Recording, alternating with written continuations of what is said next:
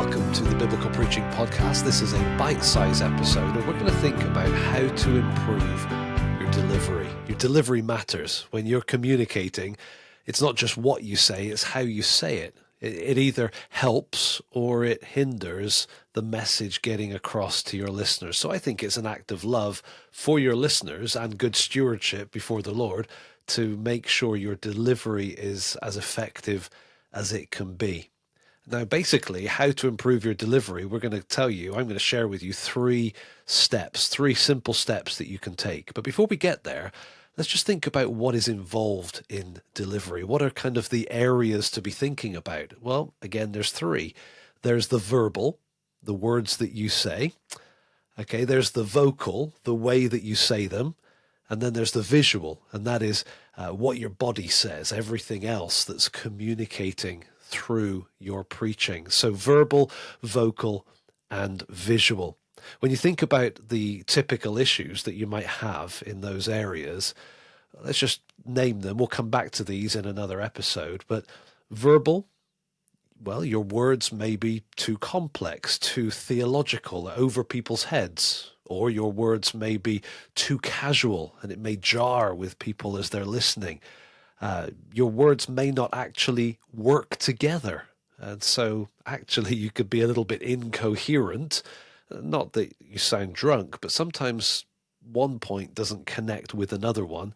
And sometimes just the way you're speaking the words, perhaps there's too much hesitation, too much filler, too much repetition that's kind of awkward and stilted in some way. So the words that you're saying are part of your delivery. But then there's also your voice, the vocal part of your delivery. And there's basically two things here. There's the use of your voice and the non-use of your voice. Okay, so the use of your voice, the pace at which you speak, the pitch, higher and lower, the power of what you say. But then the non-use of your voice, how's the pausing? Do you pause well at the right time in the right way? Or do you do those annoying filler pauses, where you're using non-verbal pauses, the like, kind of, sort of, anyway, filler words that just kind of fill it up and don't help you communicate effectively. So the voice itself, even apart from the words, is working in your delivery. And then, of course, there's the visual, what people see, your body language. There's the gestures, how your gestures fit with what you say, your expression, which is part of your demeanor, your tone, your manner. And then maybe the big one is eye contact. How is your eye contact? Is it happening? Is it meaningful? How is it working? Is it reinforcing the message? Or is it giving off a sense that you're perhaps not as connected as you could be with your listeners? So lots of things that we could talk about. And like I said, we'll come back to all these different areas at some point. They're all worthy of some attention. But how do you improve your delivery? 3 steps. Okay, nice and simple. Number 1, you've got to find out what needs to be improved. A couple of ways you can do that. You can either, or both of the following things, you can watch yourself on video. I know it's painful. I know you don't want to do it, but actually watch yourself on video for a few minutes and you will notice things that you do in the way that you speak, the way that you move, the way you present yourself, and you'll say, oh, that needs to change. And so there's something powerful about watching yourself on video. And then also ask other people. Have the courage, ask some friends, ask some people that listen to you preach and say, I really want to know what I can do to improve my delivery. Can you tell me what would stand out to you? Is it something about my voice, something about my word choices? Is it something to do with my mannerisms, my energy? What is it that you think I could improve? Okay, so number 1, find out what you need to improve. And you could come up with a whole list. None of us are perfect communicators, right? So you're going to come up with a list if you ask the right people and if you watch yourself on video. But then step number 2 is to select one thing to improve.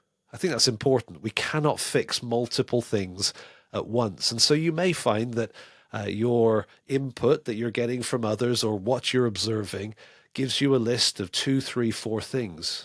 Okay, which one is the most important? Which one is going to make the biggest difference? Or maybe which one would be the easiest to fix? Pick something. Okay, you've got to pick one thing. It could be use of pause. It could be the way you use your voice. It could be something about the wording in your sermons. It could be something about the gestures or mannerisms or habits that you have of always, scratching your head or whatever. Find the one thing that you want to improve. That's step number 2. And then step number 3, work on that. Like I said, you can't work on everything. You can't fix 3 or 4 things at once. Fix one thing and then move on to the next thing. So how do you fix it? Well, you need to be conscious of it. You need to consciously practice getting it right, whatever that means. If it's a gesture thing, practice the gesture in whatever setting you can. When you're running through a sermon, when you're having a conversation or in a discussion with a group of people, when you're sitting at the dinner table with your family, whatever setting you can, practice that thing. It could be gesturing, it could be vocal energy, it could be eye contact, whatever the thing is that you want to improve, practice it. And then when you come to preach next time, make a note on your notes to be conscious of that. It's hard, you're thinking about the message, you're aware of your listeners, there's enough already going on in your mind. You can only add one thing, but make a note on your notes if you use notes. Make a note on a post-it and put it in your Bible if you're preaching without notes. Whatever you can do, remind yourself and try to improve it. And it is possible. And after a while, you'll find, actually, I've got that now. That's becoming more natural. And once it is, then you can pick the next thing on the list, or maybe just start again. Find out what your current issues are, decide the one thing, and then work on that. That's how to improve your delivery. And like I said at the beginning, it's an act of love for your listeners. It's an act of good stewardship for the Lord. You want to be preaching as effectively as you possibly can. Okay, so make a list, find out what the issues are. Number 1, figure out what's going on. Number 2, decide which one is the priority. And number 3, work on it until it becomes natural, until you get it right. Okay, that's the simple pathway, but it's not always a simple journey, but it is a simple pathway for how to improve your delivery. Now, just a verse to finish with from Colossians chapter 4. And you may have come across these verses before, but it just struck me as I was thinking about what we're talking about in this video. Paul says, continue steadfastly in prayer, being watchful in it with thanksgiving. At the same time, pray also for us that God may open to us a door for the word to declare the mystery of Christ. He's talking obviously evangelistically, but I think this applies, on account of which I am in prison. And what's he asking them to pray? Pray that I may make it clear, which is how I ought to speak. And so pray that I may make it clear. I think that's a legitimate biblical example of asking for prayer, that in whatever way, delivery, content, taking opportunity in evangelism, whatever the setting, we can pray and say, Lord, you're a communicator. You care about communication. I've got a message that I long for these people to hear. And so, Lord, would you help me to be clear and effective as I speak this message to these people? Thanks so much for joining us, and we will be with you again soon on the Biblical Preaching Podcast. Thanks for joining us today.